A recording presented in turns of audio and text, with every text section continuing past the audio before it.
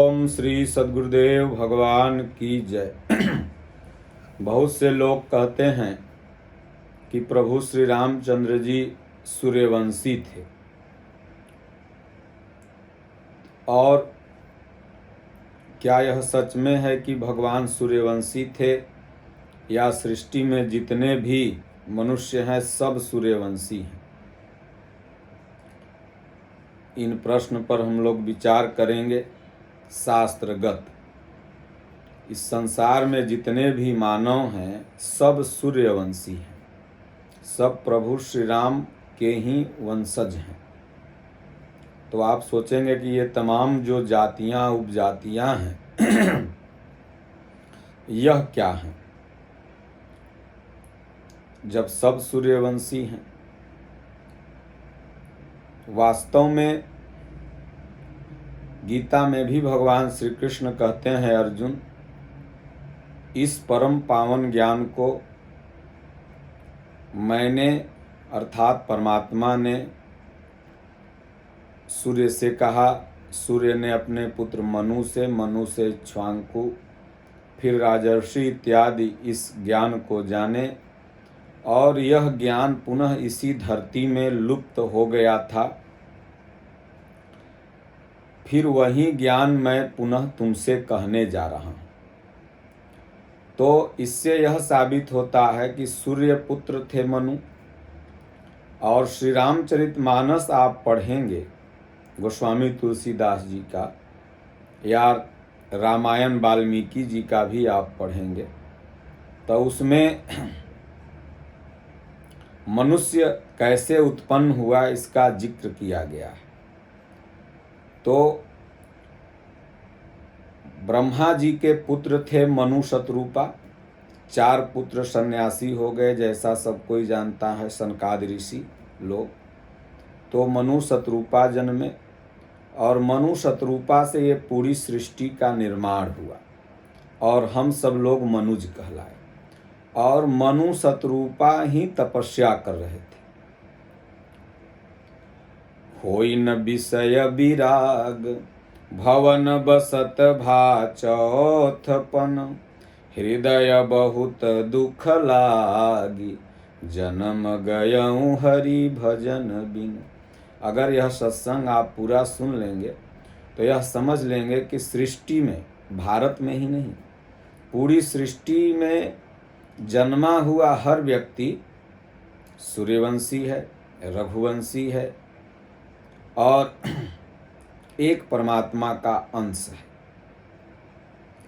जातियां कार्यगत के हिसाब से बनाई गई, और हर काल में, त्रेता में, द्वापर में, सतयुग में, यक्ष, नर, किन्नर, नाग, देवता, असुर, ये आजकल की तमाम जातियां, ये हर काल में अपने अपने हिसाब से जातियां रही हैं।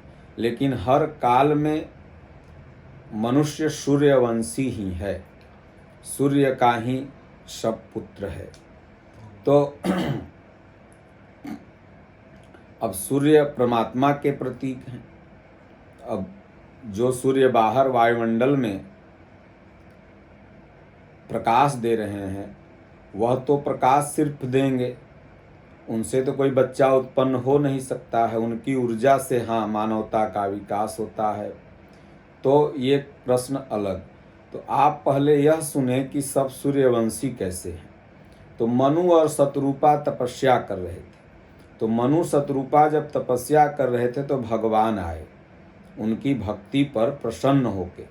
पहले ब्रह्मा, विष्णु, महेश, सब देवता लोग आए। मांगहु बर बहुभांति लुभाए, परम धीर नहीं टरे टराए।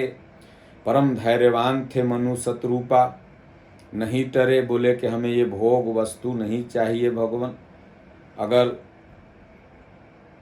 हमें सिर्फ भगवान चाहिए, परमात्मा चाहिए।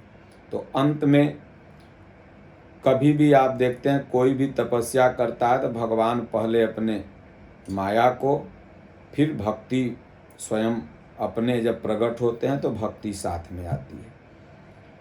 तो भगवान प्रकट हुए। भगवान ने मनु और शतरूपा से कहा कि क्या चाहिए। तो मनु शतरूपा को दुनिया की कोई ऐसी वस्तु नहीं थी कि ब्रह्मा के पुत्र थे, तो उनको कोई वस्तु लुभा सके ये तो नामुमकिन था। तो राजे थे, चक्रवर्ती सम्राट थे, तो उन्होंने कहा भगवान हमें केवल आप जैसा पुत्र चाहिए। तो भगवान ने कहा अच्छा ठीक है,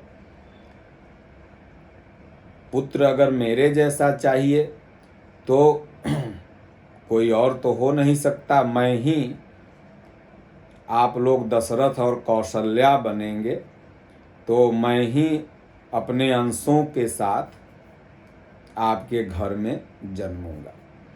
तो अब ध्यान से आप बात को सुनिए, समझिए कि सूर्य पुत्र मनु और मनु ही दशरथ बने, कौशल्या शतरूपा बनी, और दशरथ और कौशल्या के गर्भ से, दशरथ और माता कौशल्या के गर्भ से ऐसा आख्यान है कि भगवान का जन्म होता है। अगर आध्यात्मिकता में आप जाएंगे तो बात कुछ और होगी, लेकिन अगर आप बाहरी दृष्टिकोण से भी देखते हैं तो सब सूर्यवंशी हैं। 10 इंद्रियों का निरोध करने वाला दशरथ और पुण्यमयी प्रवृत्ति जब आपकी इकट्ठा हो गई, कोष भर गया, खजाना दैविक संपत्ति से भर गया, तब भगवान हृदय में अवतरण होते हैं। खैर, लेकिन अगर बाहर दृष्टिकोण से हम देखते हैं तो भी सब सूर्यवंशी हैं, क्योंकि सब मनु शतरूपा से उत्पन्न हुए और मनु शतरूपा ही अगले जन्म में दशरथ और कौशल्या बनते हैं।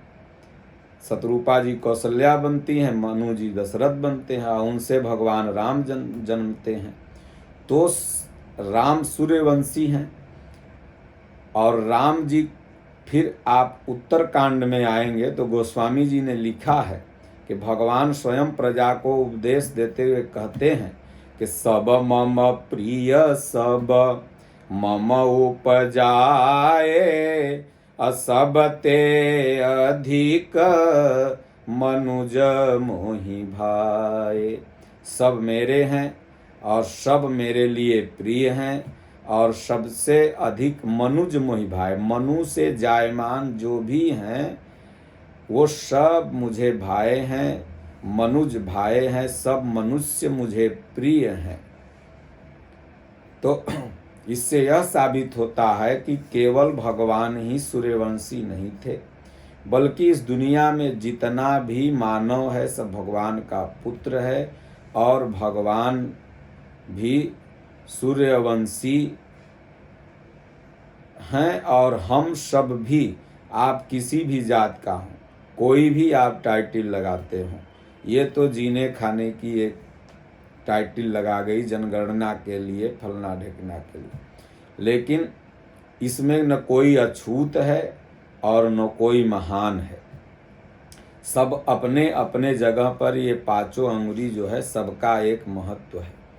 तो जो हम लोग हेय दृष्टिकोण से किसी को देखने लगते हैं, ऐसा नहीं, सब भगवान के वंश हैं, सब सूर्यवंशी हैं।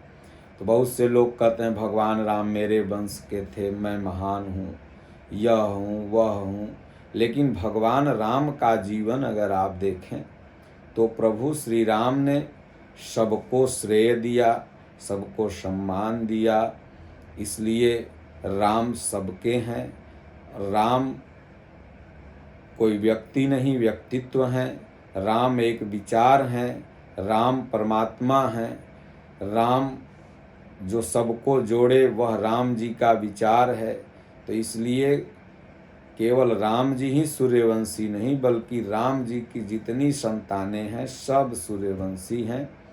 बोलिए श्री सद्गुरुदेव भगवान की जय। पावक क्षितिजल पावक गगन समीरा, पंचरचित अति अधम शरीरा।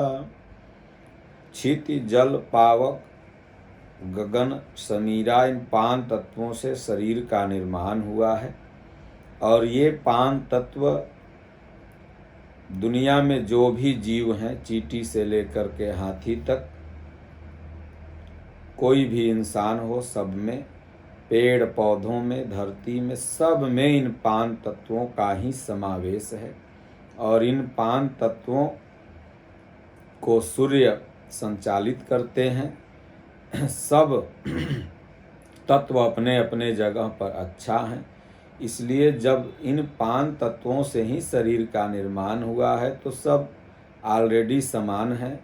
हाँ, व्यक्ति अपने विचारों से छोटा और अपने विचारों से बड़ा होता है। प्रभु श्री राम का विचार उत्तम था, अपनाने योग्य था, इसलिए भगवान राम राम कहलाए। रावण का विचार तुच्छ था, वो भी पंच तत्व से ही बना हुआ था, लेकिन विचार उसका गलत था, इसलिए वो रावण कहलाया। लेकिन सब कहीं न कहीं से सूर्यवंशी हैं। ओम।